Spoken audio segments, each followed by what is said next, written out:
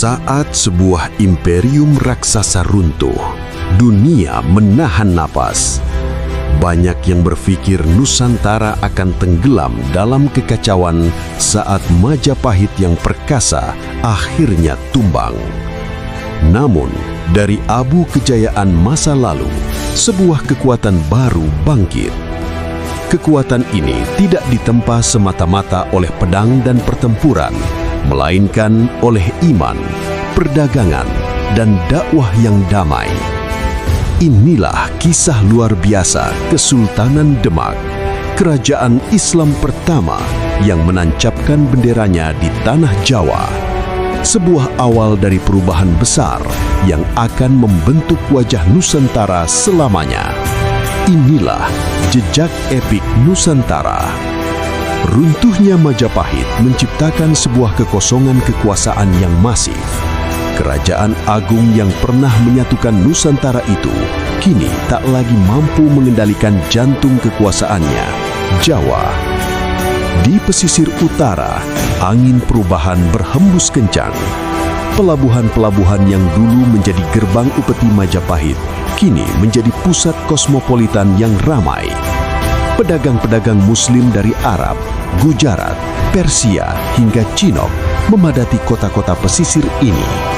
Mereka tidak hanya membawa barang dagangan seperti sutra dan rempah-rempah. Mereka juga membawa sesuatu yang jauh lebih berharga.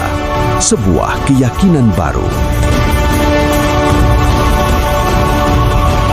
Islam tidak datang ke Jawa dengan dentuman meriam atau derap langkah tentara penakluk.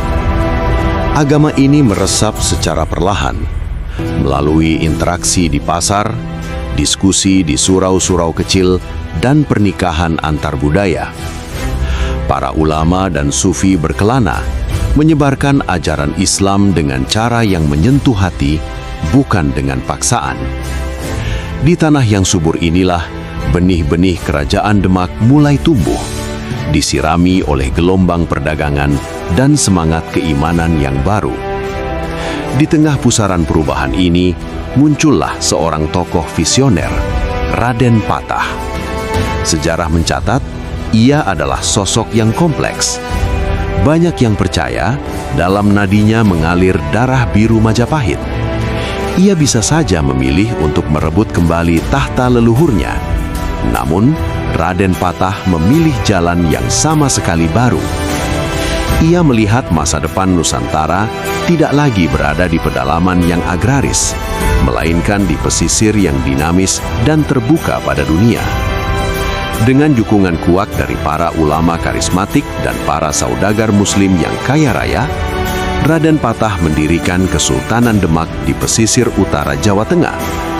Demak bukan sekedar kerajaan baru. Ia adalah manifestasi dari sebuah kekuatan baru, kekuatan Islam yang siap memimpin Nusantara.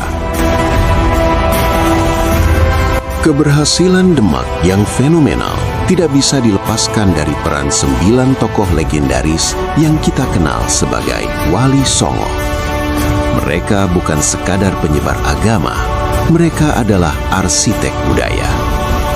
Para wali ini memahami betul jiwa masyarakat Jawa. Mereka tidak memberangus budaya lama, sebaliknya mereka merangkulnya. Islam disebarkan melalui media yang akrab dengan masyarakat, wayang kulit, tembang, gamelan, dan seni ukir. Mereka menunjukkan bahwa menjadi Muslim tidak berarti harus menjadi orang Arab. Islam bisa berpadu harmonis dengan kearifan lokal. Sebagai simbol persatuan dan pusat spiritual, dibangunlah Masjid Agung Demak. Masjid ini bukan sekadar tempat ibadah, ia adalah mahakarya gotong royong. Salah satu dari 4 tiang utamanya yang dikenal sebagai Saka Tatal, konon dibuat oleh Sunan Kalijaga dari serpihan-serpihan kayu sisa pembangunan. Tiang ini menjadi lambang yang kuat tentang keikhlasan, kesederhanaan, dan keajaiban yang bisa lahir dari persatuan. Di bawah naungan Wali Songo, Islam tumbuh subur tanpa paksaan, dan Demak kokoh berdiri sebagai pusatnya. Namun, di ufuk timur, awan gelap mulai berkumpul. Bangsa Eropa dengan kapal-kapal canggih dan nafsu akan kekayaan mulai memasuki perairan Nusantara. Pada tahun 1511, Portugis berhasil merebut Malaka, pelabuhan strategis yang menjadi kunci jalur perdagangan Muslim. Ini adalah ancaman langsung bagi eksistensi Demak dan jaringan dagang Islam. Demak tidak tinggal diam. Di bawah komando sang putra mahkota yang gagah berani, Adipati Unus, yang kelak dijuluki Pangeran Sabranglor atau Pangeran yang menyeberang ke utara, Demak melancarkan sebuah ekspedisi militer kolosal. Ratusan kapal perang dengan ribuan prajurit berlayar dari Jawa untuk merebut kembali Malaka. Ini adalah salah satu operasi amfibi terbesar pada zamannya. Meskipun serangan heroik itu pada akhirnya gagal memukul mundur Portugis yang bersenjata lebih modern, pesan yang dikirim sangatlah jelas. Nusantara tidak akan tunduk begitu saja. Semangat perlawanan telah dinyalakan dan Demak adalah pemantiknya. Kegagalan di Malaka justru memperkuat reputasi Demak sebagai pelindung dunia Islam di Nusantara. Setelah Adipati Unus gugur, tahta Demak jatuh ke tangan saudaranya, Sultan Trenggana. Di bawah pemerintahannya lah, Demak mencapai puncak kejayaannya. Ambisi Trenggana adalah menyatukan seluruh Jawa di bawah panji-panji Islam. Wilayah kekuasaan Demak meluas secara dramatis. Ke timur, sisa-sisa kekuatan Majapahit dan kerajaan Hindu lainnya seperti Blambangan ditaklukkan. Ke barat, Fatahillah, panglima perang kepercayaan Demak, berhasil merebut pelabuhan Sunda Kelapa dan mengubah namanya menjadi Jayakarta, cikal bakal kota Jakarta.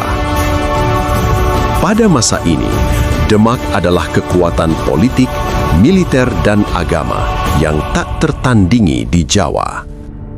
Kekuasaannya disegani kawan maupun lawan. Namun, seperti yang sering terjadi dalam sejarah kerajaan-kerajaan besar, ancaman paling mematikan seringkali tidak datang dari luar, melainkan tumbuh dari dalam istana. Benih-benih kehancuran Demak mulai tersebar justru di puncak kejayaannya.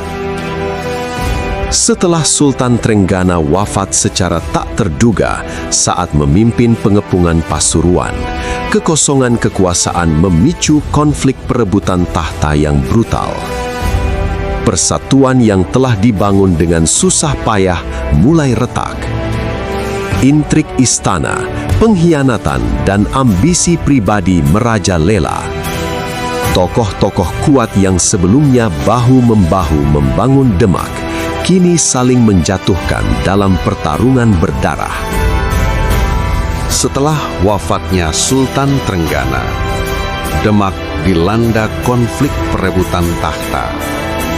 Intrik, pengkhianatan, dan ambisi pribadi menghancurkan persatuan kerajaan.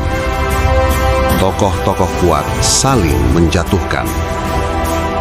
Demak melemah dan pusat kekuasaan perlahan berpindah ke Kesultanan Pajang. Demak runtuh bukan karena penjajah, melainkan karena konflik internal. Namun Demak tidak pernah benar-benar hilang. Ia mewariskan Islam, sistem pemerintahan, dan budaya baru bagi Nusantara. Demak adalah jembatan antara dunia lama dan dunia baru. Demak mungkin runtuh sebagai kerajaan, namun pengaruhnya masih terasa hingga kini. Dari sinilah Islam berkembang luas di Nusantara. Dan dari sinilah sejarah Indonesia memasuki babak baru. Inilah jejak epik Nusantara. Tempat di mana sejarah besar diceritakan dengan jiwa dan makna. Jika Anda ingin melanjutkan perjalanan menyusuri kerajaan Islam Nusantara, Subscribe channel ini sekarang.